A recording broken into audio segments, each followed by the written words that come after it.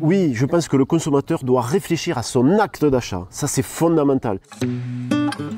Il vaut mieux venir chercher sa production dans l'endroit où il est produit que de l'amener de notre pays du monde, voire du bout du monde, où en fait c'est les intermédiaires qui se servent et ce n'est pas les producteurs locaux. Bienvenue dans Aux sources de la qualité, le podcast des produits d'excellence du terroir d'Occitanie. Ce podcast vous est proposé par l'IRCALIM, l'Institut régional de la qualité agroalimentaire d'Occitanie, association dédiée à la valorisation et à la promotion des 260 filières agricoles de la région qui sont engagées dans des démarches de qualité. Ces produits d'excellence sont identifiables grâce à leur logo officiel. L'AOC/AOP, l'appellation d'origine protégée, l'IGP, l'indication géographique protégée, le label rouge, l'agriculture biologique et la pêche durable. Parce que défendre la qualité, c'est aussi comprendre où elle prend sa source, nous vous emmenons à la rencontre de celles et ceux qui, chaque jour, cultivent l'exigence et le savoir-faire pour vous offrir le meilleur des terroirs d'Occitanie. Je vais vous poser une question. Est-ce que vous savez vraiment ce qu'est le commerce équitable ?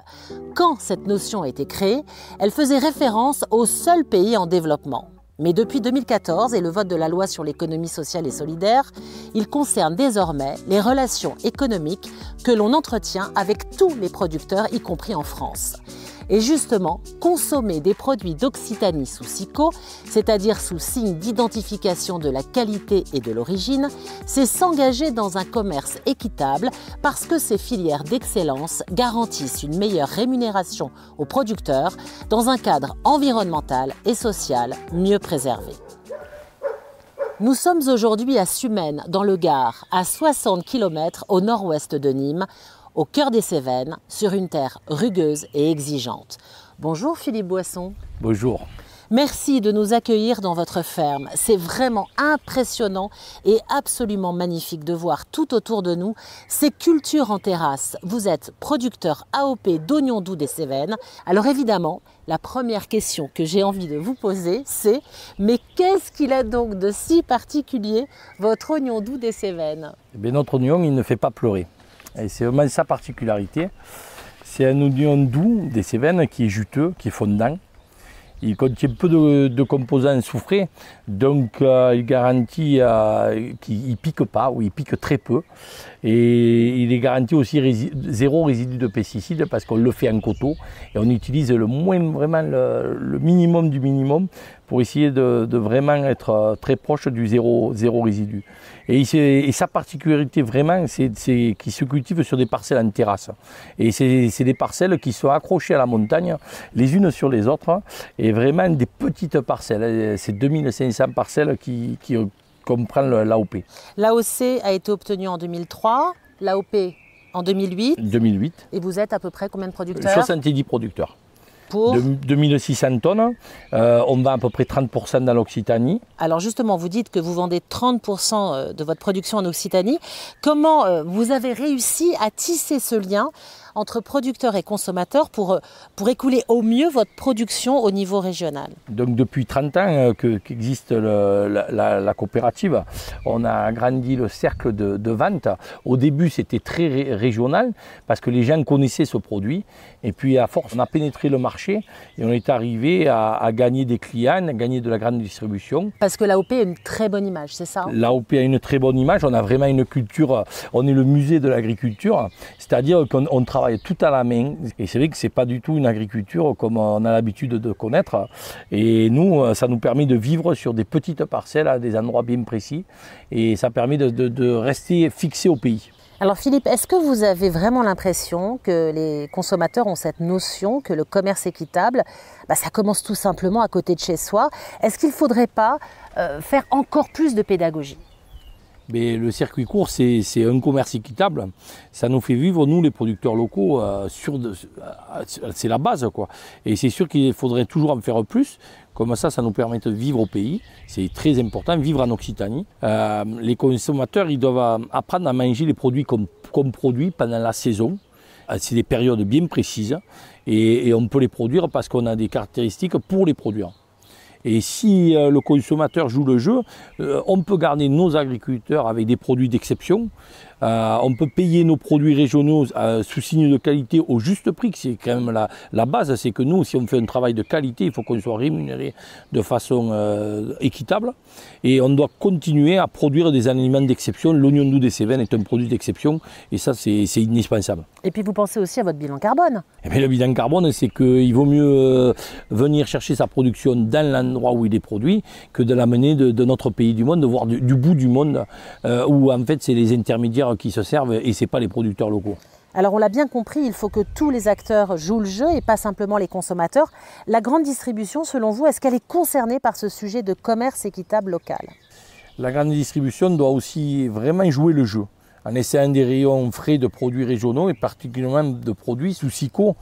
Donc SIQO, signe d'identification de la qualité et de l'origine, on le rappelle. Voilà, parce qu'on doit trouver notre produit d'exception dans les magasins de notre région. Et les consommateurs, ils doivent pouvoir trouver ce produit à un juste prix, avec les insignes de qualité, c'est très très important. Alors est-ce que c'est une utopie tout ça? Vous avez envie d'y croire ou pas? Eh bien, on a beaucoup manifesté, on a vu les gens revenir dans nos commerces, les gens reacheter français.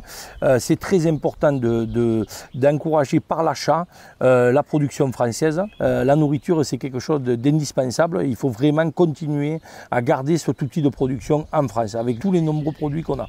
Merci Philippe pour cette petite leçon de commerce équitable. Maintenant, je sais que l'oignon doux des Cévennes est non seulement un produit d'excellence, mais qu'en plus, il ne fait pas pleurer. Merci. Après quelques kilomètres dans notre si belle Occitanie, nous avons changé de décor. Nous sommes à Cazes-Mondenard, dans le nord du Tarn-et-Garonne, au cœur du Quercy.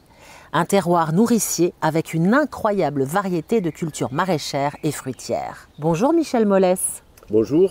Vous êtes producteur bio de prunes, de raisins de table et de kakis. Vous êtes aussi le gérant d'Aux Saveurs du Quercy. Est-ce que vous pouvez nous expliquer comment fonctionne votre entreprise? Nous sommes engagés depuis 15 ans dans le bio et nous regroupons bon nombre de fruits, majoritairement des pommes, des prunes, des melons et du chasselas de Mossa qui rentre d'ailleurs dans un signe officiel de qualité. Aujourd'hui, environ 70 producteurs pour tous ces fruits, et que nous distribuons sur toute la filière. Donc depuis 15 ans, nous avons mis en place aussi une organisation de la filière bio qui n'était vraiment pas très organisée. C'est pour ça que nous sommes des metteurs en marché. Notre distribution, elle s'oriente vers qui? Vers des grossistes principalement, sur les marchés internationaux, dans les grandes villes. Ensuite sur des magasins spécialisés, principalement sur Toulouse, des Biocoop, la Vie Claire. Et ensuite, nous essayons et nous développons aujourd'hui une distribution vers la RHD, les hôpitaux, les écoles, surtout les écoles, et les cuisines centrales. Mais voilà. Pas la grande distribution, pour quelle raison? Alors la grande distribution, ça c'est un choix politique, hein. C'est-à-dire on considère que malgré leur discours, ils n'opèrent pas un retour de la valeur ajoutée, ils ne partagent pas la valeur ajoutée avec la production. Ça c'est important. Alors, si vous livrez des hôpitaux et des écoles, c'est quand même bon signe. Ça veut dire que vous avez le soutien des pouvoirs publics qui incite donc les collectivités à traiter en direct avec des producteurs locaux. C'est plutôt bon signe en effet, mais par contre il y a beaucoup d'inertie parce que quand le maire décide en conseil d'administration qu'il faut faire travailler les producteurs locaux, souvent l'intendant ou le chef cuisinier de la cuisine centrale il dit ah oui mais moi j'ai pas assez de moyens pour éplucher les carottes, pour éplucher les pommes de terre. Ça coûte cher au personnel. Du coup on n'a pas assez de moyens. En clair la réponse elle est là. Donc oui je reste optimiste par rapport à ça et il faut mettre des moyens en face. Parce qu'il y a quand même la pression de la loi Egalim. Alors il y a la pression de la loi Egalim, il y a la pression des parents et des consommateurs quand même sur les collectivités. Et donc ça c'est très important. Alors on va rappeler la loi Egalim, elle a été promulguée en 2018 et elle a plusieurs objectifs, et notamment de mieux rémunérer les producteurs et de favoriser une alimentation saine. Bon, en gros ce qu'on comprend... locale. Et locale. En gros ce qu'on comprend Michel, c'est... Le message, c'est peut mieux faire. C'est ce que vous avez envie de faire passer aux politiques? Tout à fait. C'est très important parce que on est franchement, le Tarn-et-Garonne en particulier, donc on est un pays de cocagne, on est sous la profusion de fruits et de légumes. Donc c'est très important que le consommateur, du coup, dans les cuisines centrales, vienne chercher le produit sur place. D'abord, on a une qualité immédiate quand le producteur travaille correctement. Et ensuite, on travaille aussi en termes d'écologie, c'est-à-dire on favorise le bilan carbone est très bon. Et ça, c'est très important. Donc, vous êtes respectueux de l'environnement de A à Z. C'est ça, de A à Z. Et d'ailleurs, c'est pour ça que j'ai voulu développer ça ici, sur notre territoire, parce qu'on développe un tissu rural, on participe à la vie locale, et ça, c'est très important. Et c'est là où les politiques doivent vous soutenir. C'est ça, tout à fait. Je pense qu'ils le font, mais il y a de l'inertie, il faut qu'ils le fassent encore plus et qu'ils en soient très conscients de ça, quoi. Et les consommateurs dans tout ça, Michel, est-ce que vous avez l'impression qu'ils ont bien compris que le commerce équitable, ça commence déjà près de chez eux? Alors, les consommateurs, ça c'est pas suffisamment non compris, en effet.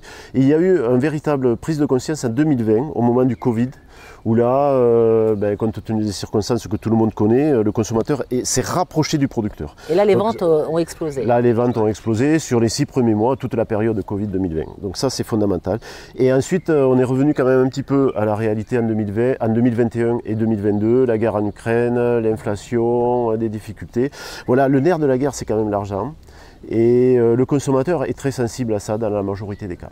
Et vous avez gardé aujourd'hui un noyau dur de consommateurs? Alors, voilà, 2023, ça a été une année, on va la qualifier d'année charnière, où on a gardé un noyau de consommateurs militants et motivés, quand même, qui font le choix de manger sain, des produits locaux, respectueux de l'environnement, respectueux de notre environnement. Et s'ils sont soutenus par des politiques, je pense qu'on va revenir vers une croissance et un développement de notre tissu rural et de notre production locale. Donc je reste optimiste là-dessus. Pour conclure, qu'est-ce que vous avez envie de dire à ceux qui n'ont pas encore conscience qu'acheter des produits de qualité en circuit court, c'est un acte responsable, civique et écologique?